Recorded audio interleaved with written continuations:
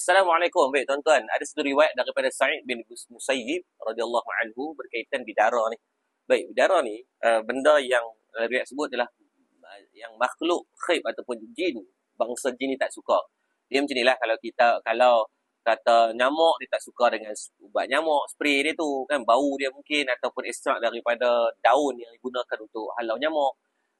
Kalau ular dia baru kata melalui tajribahnya belerang. Sesama jin pun ada benda yang dia tak suka. Maka sebab tu ada riwayat daripada Sa'id bin Musayyib ni menceritakan bahawa jin dia tak suka duduk pada bau-bauan yang adanya bidara. Maka sebab tu sunat pada kita untuk kita tanam pokok-pokok bidara dekat rumah agar bila lah mereka nak bertenggek, nak main singgah tu, ada tu menjadikan isyarat untuk dia belah.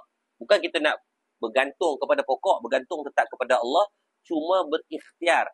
Kita demam, telan Panadol, bukan kita yakin bahawa bukan Panadol tu menyembuhkan, cuma itu adalah laluan ikhtiar, mudah-mudahan Allah menyembuhkan dengan sebab kita usaha tadi.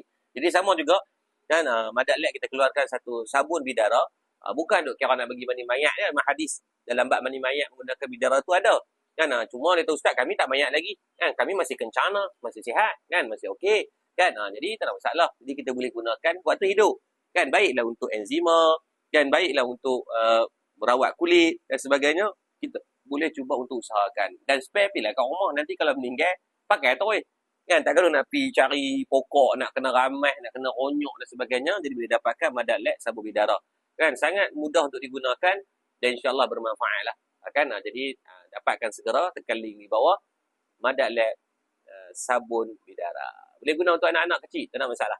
Kalau ada masalah enzima pun on, sebab dia boleh bantu untuk merawat untuk yang gatal-gatal. Yang tak boleh rawat situ ya, gatal merela.